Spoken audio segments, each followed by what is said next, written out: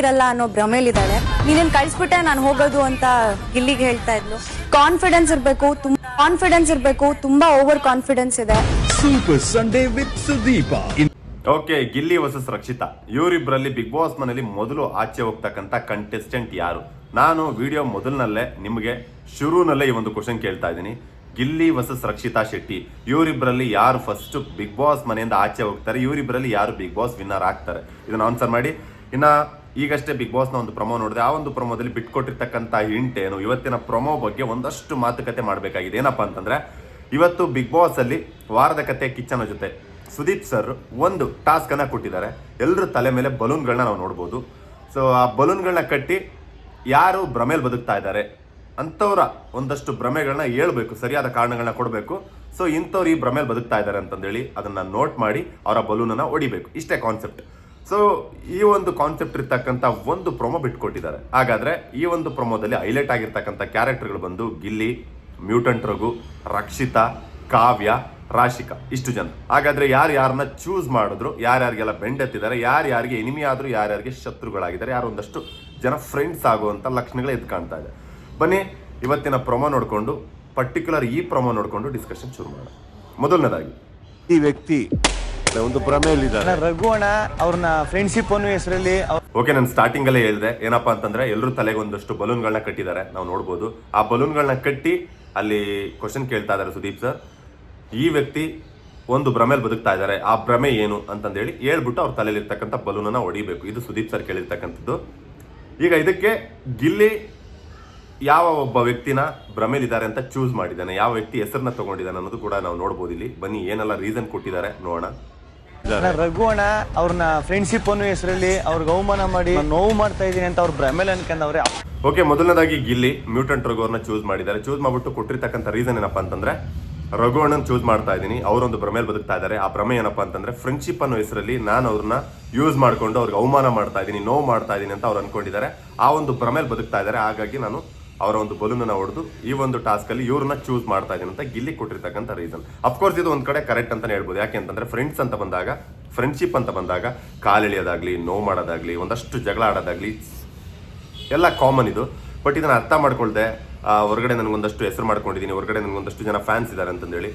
ನಾನಿಲ್ಲಿ ಮ್ಯೂಟೆಂಟ್ ರಘು ಅವರು ಕೇಳ್ಕೊಳ್ಳೋದೇನಪ್ಪ ಅಂತಂದ್ರೆ, ಅಫ್ಕೋರ್ಸ್ ಗಿಲ್ಲಿ ಕಾಲೆಳಿತಾ ಇದ್ದಾನೆ, ನನ್ನನ್ನು ಅವಮಾನ ಮಾಡ್ತಾ ಇದ್ದಾನೆ ಅನ್ನೋದಾದ್ರೆ ನೀವು ಅವ್ರಿಗಿಂತ ಬಲಶಾಲಿ ಅಲ್ವಾ? ಎದುರಿಸಿ, ನೀವು ಕೂಡ ಅಪೋಸಿಟ್ ಕೌಂಟ್ರ್ ಕೊಡಿ.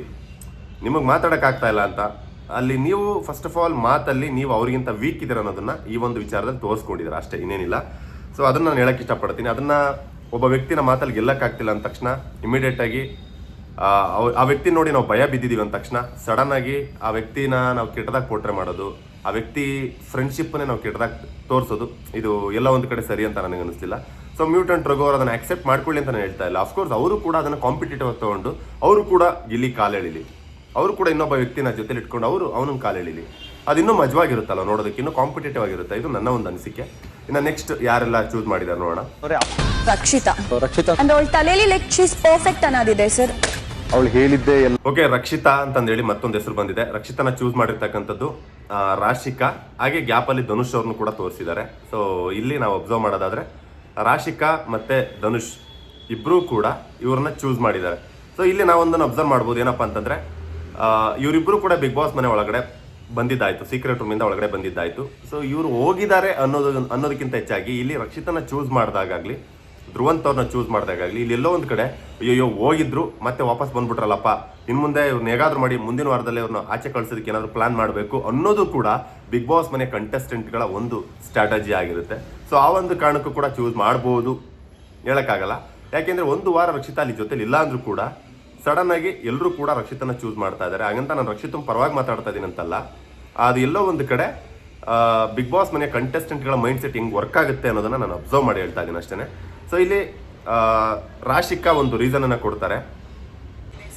ಓಕೆ, ರಕ್ಷಿತಾ ಅವಳ ತಲೆಯಲ್ಲಿ ಶೀಸ್ ಪರ್ಫೆಕ್ಟ್, ನಾನೊಬ್ಬಳೇ ಪರ್ಫೆಕ್ಟ್ ಆಗಿರೋದು, ಮಿಕ್ದವರೆಲ್ಲ ಕೂಡ ಸರಿ ಇಲ್ಲ, ಯಾರು ಕರೆಕ್ಟ್ ಆಗಿಲ್ಲ, ನಾನೊಬ್ಬಳೇ ಕರೆಕ್ಟ್ ಆಗಿರೋದು ಅನ್ನೋ ಒಂದು ಭ್ರಮೇಲಿದ್ದಾಳೆ ಅಂತಂದೇಳಿ ರಾಶಿಕಾ ಕೊಡ್ತಿರ್ತಕ್ಕಂಥ ರೀಸನ್. ಅಫ್ಕೋರ್ಸ್ ನಾನು ಫಸ್ಟ್ ಟೈಮ್ ರಾಶಿಕಾ ಕೊಡ್ತಿರ್ತಕ್ಕಂಥ ರೀಸನ್ನ ನಾನು ಒಪ್ಕೊತಾ ಇದ್ದೀನಿ.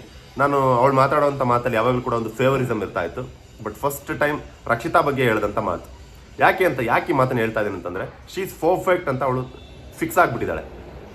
ಇಲ್ಲ ಗುರು, ಅವಳು ಹೇಳಿದ್ದೆಲ್ಲ ಕರೆಕ್ಟು ಅಂತ ನಾವು ಕೆಲವೊಂದು ಕಡೆ ಜಡ್ಜ್ ಮಾಡಿದ್ದಿದೆ. ಬಟ್ ನಿನ್ನೆ ಒಂದು ನಾವು ಅಬ್ಸರ್ವ್ ಮಾಡ್ಬೋದು, ಈ ವಾರದಲ್ಲಿ ಕಾವ್ಯ ಮನೆಯಿಂದ ಆಚೆ ಹೋಗಬೇಕು ಅನ್ನೋ ಥರ ಒಬ್ಬ ಕಂಟೆಸ್ಟೆಂಟ್ ಆಗಿ ಚೂಸ್ ಮಾಡಿದಂಥ ರಕ್ಷಿತಾ, ಅದೇ ಕಾವ್ಯ ಮನೆಯ ಕ್ಯಾಪ್ಟನ್ ಆಗ್ತಾಳೆ.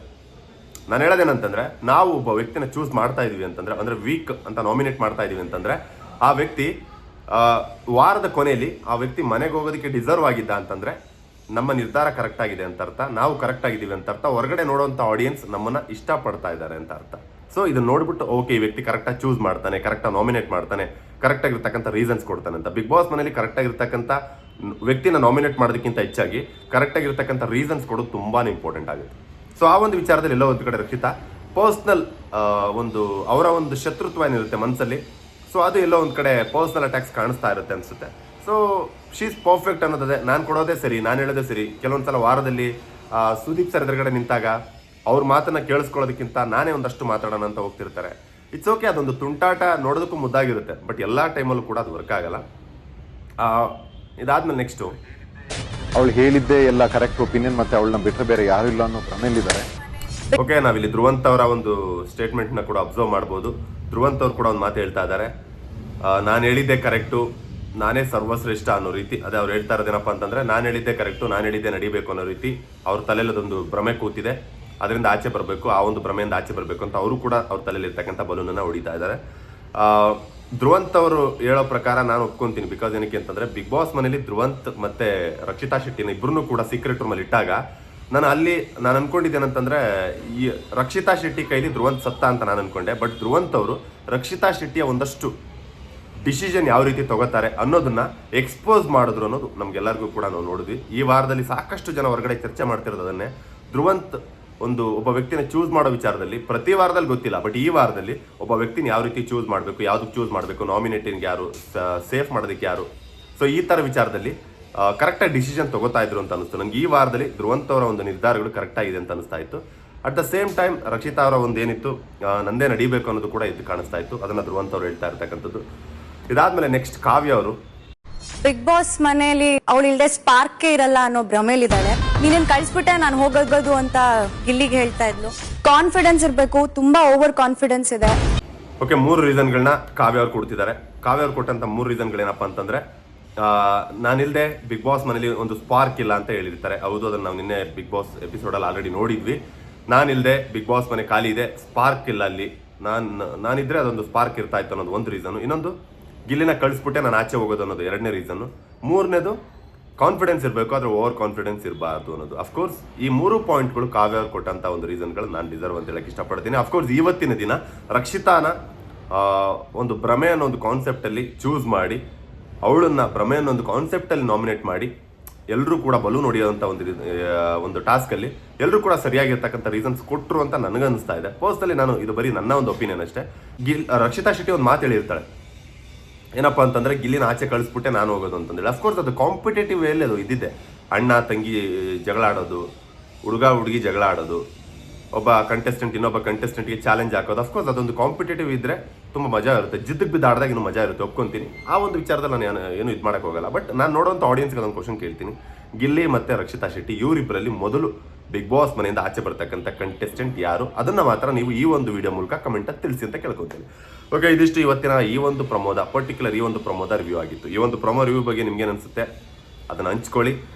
ಯಾರಿಗೆಲ್ಲ ಯಾವುದಾದ್ರೂ ಪಾಯಿಂಟ್ಸ್ಗಳನ್ನ ಮಿಸ್ ಮಾಡಿದರೆ, ಯಾವುದಾದ್ರೂ ವಿಚಾರಗಳ ಬಗ್ಗೆ ನಾನು ಮರ್ತಿದ್ದೀನಿ ಅಂತ ಅನ್ಸಿದ್ರೆ ಅದನ್ನು ಬಂದು ನೀವು ನನ್ನ ಇನ್ಸ್ಟಾಗ್ರಾಮಲ್ಲಿ ಡ್ಯಾಮ್ ಮಾಡ್ಬೋದು. ನನ್ನ ID ಗೊತ್ತಲ್ವಾ, ರಘುವರ್ಯ_K. ಫೇಸ್ಬುಕ್ಕಲ್ಲಿ ಕೂಡ ನನ್ನ ಒಂದು ಪೇಜ್ ಇದೆ, ರಘುವರ್ಯ K ಅಂತೇಳಿ. ಅಲ್ಲೂ ಕೂಡ ನೀವು ನನಗೆ ನನ್ನ ಜೊತೆ ಕನ್ವರ್ಸೇಷನ್ ಶುರು ಮಾಡ್ಬೋದು. ಕೊನೆಯದಾಗಿ ಮತ್ತೊಮ್ಮೆ ಕೇಳ್ತಿರೋದೇನಪ್ಪ ಅಂತಂದರೆ, ಯಾರೆಲ್ಲ ಫಸ್ಟ್ ಟೈಮ್ ನನ್ನ ಒಂದು ವಿಡಿಯೋ ನೋಡ್ತಾ ಇದ್ದೀರಾ, ವಿಡಿಯೋ ಇಷ್ಟ ಆದರೆ ಲೈಕ್ ಮಾಡಿ, ಶೇರ್ ಮಾಡಿ, ಹಾಗೆ ಸಬ್ಸ್ಕ್ರೈಬ್ ಮಾಡ್ಕೊಳ್ಳಿ, ನೋಟಿಫಿಕೇಶನ್ ಬೆಲ್ ಬಟನ್ ಆನ್ ಮಾಡ್ಕೊಳ್ಳಿ. ಸಿಗೋಣ ಮತ್ತೆ ಮುಂದಿನ ವಿಡಿಯೋದಲ್ಲಿ. ಅಲ್ಲಿವರೆಗೂ ನಾನು ನಿಮ್ಮ ರಘುವರ್ಯ. Love you all.